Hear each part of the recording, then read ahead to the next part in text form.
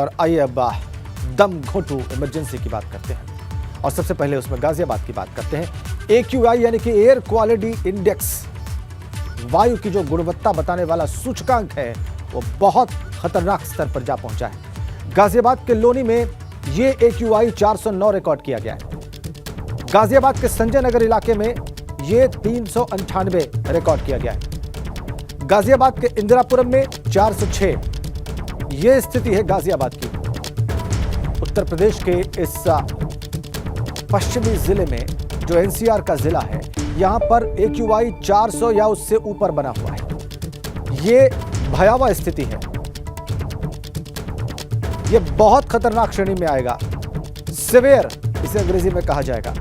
और ये स्थिति कितनी भयावह है, कितनी खतरनाक है आम आदमी की स्वास्थ्य के लिए, गाजियाबाद में रहने वाले या आसपास रहने वाले लोगों के, बच्चों के, बुजुर्गों के स्वास्थ्य के लिए इसका अंदाजा भी लगाना कठिन है। वो प्राणवायु जिसे कोई साधारण तरीके से लेते हुए भी बीमार पड़ सकता है, किन्हीं और वजहों से अगर वो प्राणवायु ऐसी घातक स्थिति में पहुंच गई है तो फिर आप अंदाजा लगाइए कि स्वास्थ्य की क्या स्थिति है। गंभीर श्रेणी ग्रेटर नोएडा नॉलेज पार्क में 400 से ज्यादा, ऐसे ही इंदिरापुरम गाजियाबाद में 400 से ज्यादा, 406। सुबह 9 बजे ये AQI रिकॉर्ड किया गया है। 422 गाजियाबाद में, बहुत गंभीर श्रेणी। सुबह 9 बजे ये सूचकांक पर यह स्थिति थी। लोनी गाजियाबाद में 409 AQI, बहुत खराब हालात। 398 संजय नगर में, गाजियाबाद में। मुंडका दिल्ली की अगर बात करें तो वहां पर आप देखिए 459 जा पहुंचा है यह सूचकांक। शाहदरा में 412, मतलब 400 से ऊपर और कहीं तो 450 से भी ऊपर। यह सुबह 9 बजे की स्थितियां हम आपको बता रहे हैं। मदर डेयरी पड़पड़गंज पूर्वी दिल्ली लगभग 400, 399। इधर नोएडा में बढ़ते प्रदूषण की वजह से बड़ा फैसला लिया गया है। आज से नोएडा के नर्सरी से लेकर 8वीं तक के स्कूल बंद हैं अगले आदेश तक। हालांकि ऑनलाइन कक्षाएं चलेंगी। वहीं 9वीं से 12वीं तक के छात्रों को स्कूल जाना होगा। जो बड़े छात्र हैं उनको स्कूल जाना होगा, लेकिन जो जूनियर छात्र हैं यानी 8वीं तक के स्कूल बंद रहेंगे, ऑनलाइन कक्षाएं चलेंगी। तो दिल्ली में प्रदूषण से इमरजेंसी जैसे हालात हैं। ज्यादातर जगहों पर AQI 400 के पार रिकॉर्ड किया गया है। दिल्ली NCR में बिना PNG वाली सारी इंडस्ट्रीज को बंद कर दिया गया है। सरकारी ऑफिस में 50% कर्मचारियों के साथ ही काम होगा। BS6 को छोड़कर अन्य डीजल की गाड़ियों की एंट्री पर भी रोक लगा दी गई है दिल्ली में। ये चौथे स्तर का जो है ये यहां पे कार्यप्रणाली लागू की गई है, जिसके तहत ये निर्णय लिए गए हैं। 50% सरकारी कर्मचारी दफ्तर जाएंगे, बाकी 50% को या तो घर से काम करना होगा या उनकी अल्टरनेट व्यवस्था की जाएगी। गाड़ियां जो हैं, अगर डीजल की बात करें तो BS6 गाड़ियों के अलावा और कोई गाड़ी दिल्ली में अलाउड नहीं होगी, उसकी परमिशन नहीं है। जिन इंडस्ट्रीज में PNG सप्लाई नहीं है वो सब बंद रहेंगे, कामकाज बंद रहेगा। और सरकारी ऑफिसेज में सिर्फ 50% कर्मचारी ही पहुंचेंगे। जिस तरीके से भी इसे कंट्रोल करने की कोशिश की जा रही है, वो निर्णय लिए गए हैं, लेकिन हालात बद से बदतर होते हुए पिछले कुछ दिनों में बहुत तेजी से बिगड़े हैं। एक के बाद एक निर्णय तो लिए गए, लेकिन उनका असर हुआ नहीं, ऐसा साफ पता चल रहा है। जो असर चाहते थे पॉलिसी मेकर्स, वैसा असर सामने नहीं आ रहा है। हालात बद से बदतर। सुबह 9 बजे के आंकड़े हमने आपको दिखाए AQI के, और ये इमरजेंसी है, ये दम घोंटू इमरजेंसी, और इसीलिए हम इसको दम घोंटू इमरजेंसी लिख रहे हैं। सांसों का संकट खड़ा हो गया है। जितने भी बीमार लोग हैं, खासकर सांस और हृदय रोग के, उनके लिए ये भयावह स्थिति है। उनके लिए ये संकट बहुत बड़ा है। देखिए, डायबिटीज की बीमारी में मौत जो है वो 20% उसके चांसेस हो जाते हैं ऐसी स्थितियों में। फेफड़े का कैंसर है तो उसमें मौत की आशंका 19%, हृदय रोग की स्थिति में भी 18%। तो दरवाजे और खिड़कियां बंद रखें, ऐसी सलाह है जो एक्सपर्ट्स हैं उनकी। जरूरी होने पर ही घर से बाहर निकलें। घर से बाहर अगर जाना ही पड़े तो मास्क अवश्य लगाएं।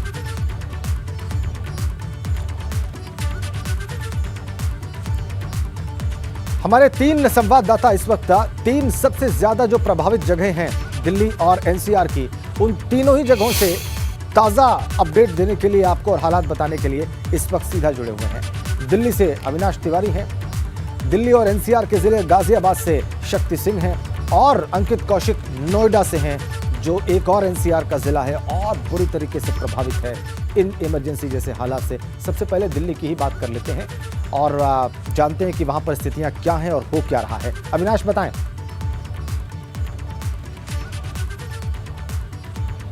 अगर बात करें तो एयर क्वालिटी इंडेक्स इस वक्त 472 है और मैं इस वक्त कर्तव्य पथ पर खड़ा हूं। पीछे मेरे में तस्वीर दिखाना चाहूंगा कि सारे देश के जो बड़े फैसले लेने वाले व्यक्ति हैं वो यहीं बैठते हैं, चाहे प्रधानमंत्री नरेंद्र मोदी हो, राष्ट्रपति हो, इसके अलावा विदेश मंत्री, वित्त मंत्री और इसके अलावा रक्षा मंत्री, ये वहीं पर बैठते हैं। रायसीना हिल की पहाड़ियों पे आप देखिए किस तरीके से प्रदूषण का जो घना चादर है वो साफ तौर पे नजर आएगा। अमूमन अगर बात करें तो इस पूरे कर्तव्य पथ से अगर बात करें तो रायसीना हिल से लेकर के इंडिया गेट तक नजर आता है, लेकिन महज अगर मैं बात करूं तो 300 मीटर की दूरी पर खड़ा हुआ हूं और राष्ट्रपति भवन ठीक से नजर नहीं आ रहा है। तो ये प्रदूषण का आलम है और हर साल की यही स्थिति है। सुप्रीम कोर्ट हर साल फटकार लगाता है, सुप्रीम कोर्ट हर साल नियम बनाने के लिए कहता है, सुप्रीम कोर्ट हर साल स्मोक टावर लगाने के लिए कहता है, लेकिन यहां पे अगर बात करें तो वो मुकम्मल तैयारियां नजर नहीं आती हैं। साल दर साल बीतते जाते हैं और नवंबर के महीने में कमोबेश स्थितियां ऐसी ही रहती है कि जब दिल्ली की हवा पूरी तरीके से जहरीली हो जाती है और लोग विवश होते हैं कि इस जहरीली हवा में सांस लें, खुद को जिंदा रखें।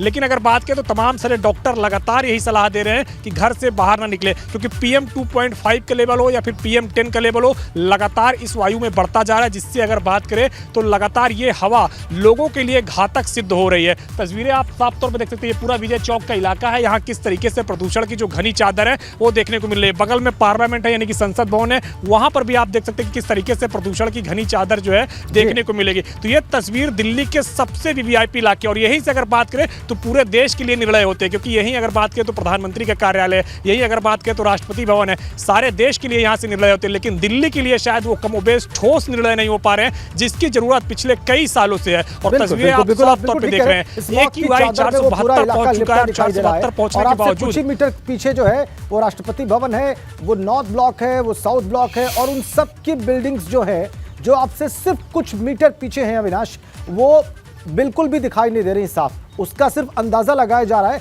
कि वहां पर वैसा कुछ है और ये बता रहा है कि हालात कैसे हैं। गाजियाबाद चलते हैं शक्ति के पास और उनसे जानते हैं कि गाजियाबाद में स्थितियां क्या हैं और वहां पर क्या किया जा रहा है इन स्थितियों से निपटने के लिए और आम जनजीवन कैसे प्रभावित हुआ है। शक्ति। देखिए राजेंद्र जी, अगर कायदे और कानून की बात की जाए तो कानून तो बहुत बनाए जाते हैं, लेकिन जमीनी हकीकत कुछ और ही नजर आती है। पानी छिड़काव के नाम पर करोड़ों रुपए खर्च कर दिए जाते हैं, लेकिन छिड़काव होता हुआ भी कहीं ही नजर आता है। अगर गाजियाबाद की बात की जाए तो गाजियाबाद का जो एयर क्वालिटी इंडेक्स है इस समय 400 के पार पहुंच गया, यानी कि गाजियाबाद रेड जोन में आ गया है। वहीं अगर बच्चों की पढ़ाई की बात की जाए तो आज एक अहम बैठक है, गाजियाबाद के जिला अधिकारी ने एक अहम बैठक बुलाई है जिसमें स्वास्थ्य विभाग के अधिकारी होंगे और निर्णय लिया जाएगा कि जो नर्सरी से लेकर कक्षा 8 तक के जो बच्चे हैं क्यों ना उनकी जो पढ़ाई है वो ऑनलाइन कर दी जाए, क्योंकि पड़ोस के जिले नोएडा में कल रात ये अहम फैसला सुना दिया गया। वहीं अगर तस्वीर दिखाएं तो ये गाजियाबाद के वसुंधरा की तस्वीर है। सामने बहुत ही नजदीक हमारे बिल्डिंग है, लेकिन ये बिल्डिंग अच्छे से दिखाई नहीं दे रही क्योंकि एक धुंध छाई हुई है, एक कोहरा छाया हुआ है, लेकिन ये धुंध और कोहरा कुछ और नहीं, स्मॉग है। वहीं अगर सूर्य की रोशनी की बात करें तो इस जहरीली हवा ने सूर्य को भी अपने आगोश में ले लिया है। अगर क्षेत्रों की बात करें, अगर अलग अलग क्षेत्रों की बात करें तो जो इंदिरापुरम क्षेत्र है वहां का जो AQI है वो इस समय 403 पहुंच गया है। वहीं अगर बात की जाए गाजियाबाद के लोनी की तो गाजियाबाद का लोनी सबसे ज्यादा प्रदूषित है इस समय, उसका AQI जो एयर क्वालिटी इंडेक्स है वह 407 पहुंच गया है। वहीं अगर संजय नगर की बात की जाए तो 394, यानी कि 394 जो एयर क्वालिटी इंडेक्स है वह पहुंच गया है। और जो नोएडा में जो मशीन लगी हुई है जो एयर क्वालिटी इंडेक्स को नापने के लिए जो पैरामीटर जो नापती है वो इस समय बंद है, यानी कि वो भी खराब हो गई है। तो स्थिति हम आपको बता रहे हैं गाजियाबाद की, तो गाजियाबाद की जो स्थिति है वो बेहद ही खराब है। डॉक्टर्स का साफ कहना है कि जो दमे के मरीज हैं, जो बच्चे हैं, जो गर्भवती महिलाएं हैं, वो घर से बाहर ना निकलें, क्योंकि जो आबो हवा है वो बेहद जहरीली है। वहीं आंखों की अगर बात करें तो आंखों में इस समय एक जलन है, एक चुभन है। अगर गले की बात करें तो गले में हल्की हल्की खांसी आ रही है। तो घर से बाहर जब ही निकलें जब आपको बहुत ही ज़्यादा ज़रूरी काम हो। वहीं अगर इंडस्ट्रियल एरिया की बात की जाए तो इंडस्ट्रियल एरिया में भी जैसे कि जो ग्रैप है, ग्रैप 4 वो लागू कर दिया गया है, जिसमें कि अब जो जिला प्रशासन है वो एक निर्णय ले सकता है कि 50% लोग ही काम पे करें और बाकी जो लोग हैं वर्क फ्रॉम होम करें। जिस तरीके से जो कोविड में जो स्थिति बनी थी उसी स्थिति को एक बार फिर एक स्मोक के जरिए एनसीआर में देखा जा सकता है। अगर गाड़ियों की बात करें तो मेरे पीछे आप देख सकते हैं कि बहुत कम जो है वो गाड़ियों की जो अगर दूर की आवाजाही करें तो बात करें तो वो हमें दिखाई नहीं दे रही अच्छे से, क्योंकि एक धुंध, एक कोहरा है और कोहरा नहीं स्मॉग है, जहरीली हवा है। बिल्कुल। जो कि आपकी सेहत के लिए बेहद ही इस शक्ति समय स्मॉग है, इसमें कोई शक नहीं। ये स्मोक है, ये धुआं है, ये प्रदूषण के कण हैं और उसपे से थोड़ी ओस मिली हुई है, इसलिए ये स्मॉग है। अपने दर्शकों को बताएं और इस वजह से चीजें साफ नहीं दिखाई दे रही हैं और इस स्मॉग ने, इस धुएं की चादर ने सब कुछ अपने आगोश में लिया हुआ है दिल्ली एनसीआर में। और शक्ति, ऐसा लगता है कि जो एनसीआर के जिले हैं, चाहे वो गाजियाबाद हो या नोएडा हो, वो दिल्ली से भी ज्यादा वायु प्रदूषण के मामले में ज्यादा प्रदूषित हैं। नोएडा का रुख करेंगे, अंकित कौशिक के पास चलेंगे। नोएडा का भी हाल बहुत बुरा है, उनसे जानेंगे कि नोएडा में स्थितियां क्या हैं और नोएडा में जो आम लोग हैं वो इससे कैसे प्रभावित दिखाई दे रहे हैं। अंकित, देखिए राजेंद्र जी, सबसे पहले आपको बता दूं, नोएडा की हवा की गुणवत्ता का हाल बेहद ही बदहाल है। जहरीली हवा एक तरीके कहा जा सकता है कि हवा में मिल गई है। आपको बता दें कि आज की अगर एयर क्वालिटी इंडेक्स की बात करें लगभग 500 के आसपास पहुंच चुका है, जबकि कल क्वालिटी इंडेक्स 430 था। देखिए जिस तरीके से हवा की गुणवत्ता खराब होती जाती है उसके चलते यही वजह है कि गौतम बुद्ध नगर में जिला मजिस्ट्रेट ने बड़ा फैसला करते हुए जो नर्सरी से लेकर 12वीं क्लास तक के बच्चे हैं सबकी स्कूल जाने पर 8 तारीख तक प्रतिबंध लगा दिया गया है, रोक लगा दिया गया है। वह सभी बच्चे अब ऑनलाइन क्लास घर से करेंगे, क्योंकि जिस तरीके से लगातार एयर क्वालिटी इंडेक्स बिगड़ रहा है और जो हवा है उसकी गुणवत्ता खराब होती जा रही है, तो उसी के चलते जिला मजिस्ट्रेट द्वारा यह कदम उठाया गया। अभी बात की जाए जो नोएडा प्राधिकरण द्वारा तमाम वादे किए जाते हैं, लेकिन जब बात अक्सर पहले भी देखा गया, जब हवा की गुणवत्ता खराब होती है तो कहीं ना कहीं नोएडा प्राधिकरण पानी का छिड़काव की बातें करता है, लेकिन धरातल पर बहुत ज्यादा कारगर नहीं नजर आता है। वहीं साथ साथ बात की जाए, जैसे कि मेरे सहयोगी शक्ति ने बताया कि नोएडा में जो एयर क्वालिटी प्यूरिफाई के लिए मशीनें लगाई गई थी, कहीं ना कहीं पूरी तरीके से कारगर नहीं है। यही वजह है कि बड़े बड़े दावे तो किए जाते हैं, लेकिन जब एयर क्वालिटी प्यूरिफायर मशीन की आवश्यकता होती है तो वह काम नहीं करती है। क्योंकि जिस तरीके से अक्सर पिछले वर्ष भी देखा गया था कि जब नवंबर का महीना आता है तो उससे पहले नोएडा प्राधिकरण व आला अधिकारी तमाम बैठकें करते हैं और जो आने वाला प्रदूषण है उसे कैसे लड़ा जाए उसको लेकर जो है फोटो शूट करते हैं। लेकिन जब धरा स्तर की जमीनी हकीकत सामने आती है तो जैसे पहले भी प्रदूषण को काबू नहीं किया गया था, उसी तरीके से दोबारा जो पोल्यूशन है तो वो लगातार बढ़ता जा रहा है। बिल्कुल अंकित, ये प्रदूषण बढ़ता ही जा रहा है और बिल्कुल जो इसके उपाय किए जाने चाहिए, जो उपाय सोचे जाते हैं वो कुछ दिन तक तो लागू दिखते हैं, लेकिन उसके बाद फिर वही ढाक के तीन पात। और जब ये सीजन आता है जिसमें स्टबल बर्निंग जिसे कहते हैं, पराली जलाना, ये स्थितियों को इतना भयावह कर देता है कि फिर उसके बाद एक नई चर्चा शुरू होती है और कुछ दिनों के बाद वो चर्चा समाप्त हो जाती है, उसका दम टूट जाता है, फिर वही स्थितियां पैदा हो जाती हैं। अविनाश, आपने बिल्कुल ठीक कहा कि सुप्रीम कोर्ट ने कई बार फटकार लगाई, कई बार इस पर चिंतन हुआ। देखिए ग्रैप 4 लागू है, ये 4th स्टेज है उन उपायों की जिनको लागू करके ये सोचा जा रहा है कि इसको काबू कर लिया जाएगा, लेकिन ये तो हर वर्ष होता है, हर वर्ष हमने ऐसी स्थितियां देखी हैं। इससे अब आगे सोचने की जरूरत है। आप दर्शकों को यह बताइए कि क्या इस दिशा में लोग और पॉलिसी मेकर्स कुछ सोचने की स्थिति में हैं? कोई संकेत है आपके पास या स्थितियां वही रहेंगी जैसा कि हम देख रहे हैं?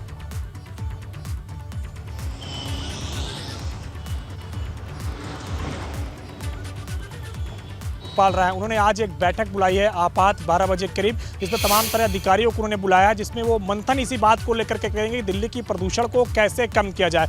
हर वर्ष यही देखने को मिलता है जब दिल्ली के अंदर ऑड इवन फार्मूला लागू किया जाता है प्रदूषण को कम करने के लिए, यानी कि गाड़ियों में विषम नंबर की जो गाड़ियां हैं उसको चलाने के लिए निर्देश दिया जाता है, कॉमर्शियल वाहन बैन किए जाते हैं, लेकिन स्थितियां नहीं सुधरती हैं। आज भी पर्यावरण की इमरजेंसी बैठक बुलाई गई है। अब देखना है कि आज क्या निर्णय लिए जाते हैं जिससे कि ये दिल्ली की जो वायु प्रदूषित हो गई है इससे कहीं ना कहीं दिल्ली वासियों को निजात मिल सके। कमोबेश ये हर वर्ष की स्थिति है और हर वर्ष सुप्रीम कोर्ट में PIL पिटीशन फाइल होती है, जिसमें सुप्रीम कोर्ट के जो न्यायाधीश होते हैं वो अपनी ओर से दिशा निर्देश देते हैं, लेकिन कहीं ना कहीं उन नियमों का पालन नहीं हो पाता है। उन आदेशों का जो मुकम्मल तरीके से लागू करना होता है वो लागू नहीं हो पाता है। सुप्रीम कोर्ट के पिछले वर्ष के आदेश को अगर हम देखें, जब उसने प्रदूषण को लेकर के जो अपने आदेश दिए थे वही पूरी तरीके से नहीं लागू है। उसने कई स्मोक टावर बनाने के लिए कहते हैं, लेकिन स्मोक टावर अभी अगर आप ढूंढने जाएंगे तो गिने चुने स्मोक टावर ही दिल्ली के अंदर आपको मिलेंगे। तो ये स्थिति कमोबेश हर वर्ष की है, जहां पे जो पॉलिसी मेकर हैं वो कहीं ना कहीं लापरवाही उनकी जरूर नजर आती है। नहीं तो पिछले कई वर्षों से अगर बात करें तो सुप्रीम कोर्ट की कड़ी फटकार हर वर्ष लगती है,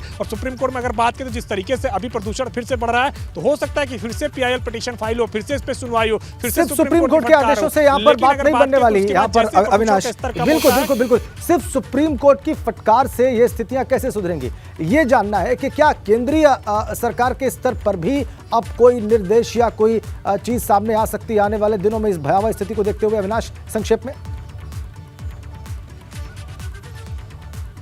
जी बिल्कुल राजेंद्र, अगर बात करें तो केंद्रीय पर्यावरण मंत्रालय भी लगातार गंभीर है कैसे इस स्थिति पर काबू किया जा सकता है। खासतौर से अगर बात करें तो जिस तरीके से पंजाब में, हरियाणा में पराली जलती है तो वहाँ कैसे इसको रोका जा सके, क्योंकि वहाँ से जब हवा चल के दिल्ली आती तो यहाँ हवा ठहर जाती है और यही कारण है कि यहाँ पे स्मॉग सबसे ज़्यादा हो जाता है। तो उनकी कोशिश यही लगातार होती है कैसे वहाँ पे पराली जलाने से किसानों को रोके, और इसके लिए केंद्र सरकार लगातार सब्सिडी भी दे रही है, पराली भी खरीद रही है, लेकिन इसके बावजूद मुकम्मल व्यवस्था उस तरीके से नजर नहीं आ रही है। बहुत गहरे चिंतन की आवश्यकता है और सभी को आवश्यकता है, चाहे वो आम लोग हों इस इलाके के, देश के दूसरे हिस्सों के, या फिर नीति निर्धारक जो लोग हैं वो हों।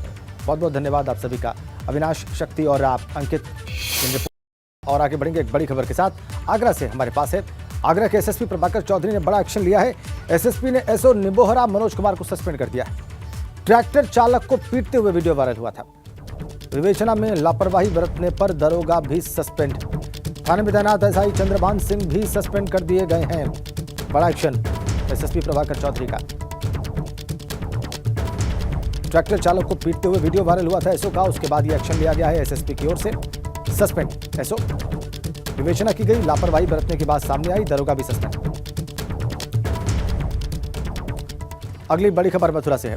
अग्निकांड के बाद होटल वृंदावन गार्डन को सीज कर दिया गया है। पुलिस और विकास प्राधिकरण, फायर विभाग की कार्रवाई है। वृंदावन गार्डन होटल में गुरुवार को आग लगी थी। इस हादसे में 2 लोगों की मौत भी हुई थी। फायर ब्रिगेड विभाग ने FIR दर्ज कराई थी।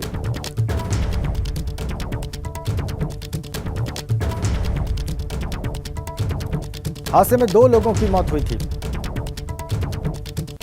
फायर ब्रिगेड विभाग ने इस पर FIR दर्ज कराई थी और उसके बाद होटल वृंदावन गार्डन सीज। इस अग्निकांड के बाद पुलिस और विकास प्राधिकरण, फायर विभाग की ओर से जो है यह कार्रवाई की गई है। होटल को सीज कर दिया गया है। फायर ब्रिगेड विभाग ने FIR दर्ज कराई थी और उसके बाद ये कार्रवाई की गई है। वृंदावन गार्डन होटल में गुरुवार को आग लगी थी, 2 लोगों की मौत हुई थी।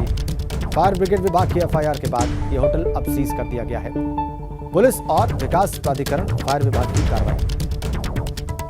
मथुरा से खबर, गुरुवार को जो आग लगी थी और जो 2 लोगों की मौत हुई थी इस अग्निकांड में, उसके बाद होटल वृंदावन गार्डन को सीज कर दिया गया। ये बड़ी अपडेट। अनिल सारस्वत हमारे साथ हैं। अनिल, और ज्यादा जानकारी दें।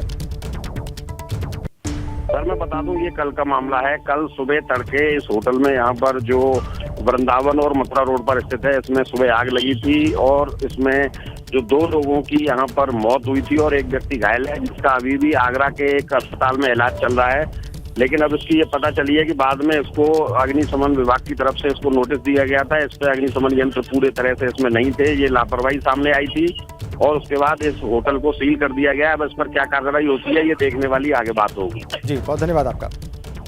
होटल को सील कर दिया गया है और अब आगे क्या होता है ये देखने वाली बात होगी। लेकिन FIR फायर ब्रिगेड डिपार्टमेंट ने दर्ज कराई थी। कल आग लगी थी सुबह, उसमें 2 लोगों की जान गई थी और उसके बाद ये कार्रवाई मथुरा के वृंदावन गार्डन होटल पर। अगली खबर लखनऊ से है। पेड़ पर चढ़कर एक युवक वहां पर हंगामा करता रहा। गले में फंदा डालकर पेड़ पर चढ़ गया यह युवक। गौतमपल्ली इलाके में जमा हो गई लोगों की भीड़। अपनी मांगों को लेकर यह युवक पेड़ पर चढ़ा हुआ था। तस्वीरें देख लीजिए आप लखनऊ से। पेड़ पर चढ़कर इस युवक ने हंगामा कर दिया। गले में फंदा डालकर पेड़ पर यह युवक चढ़ा। गौतमपल्ली इलाके में जमा हो गई लोगों की भीड़।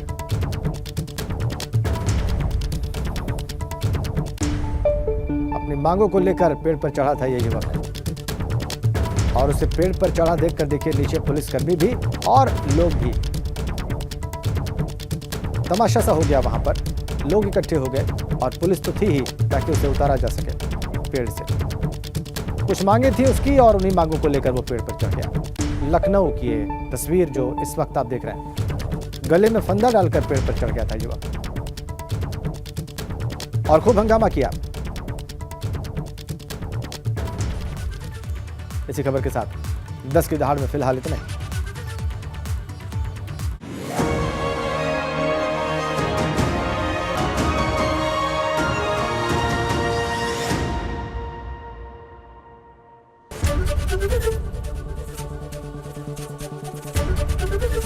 एबीपी गंगा, खबर आपकी, जुबान आपकी।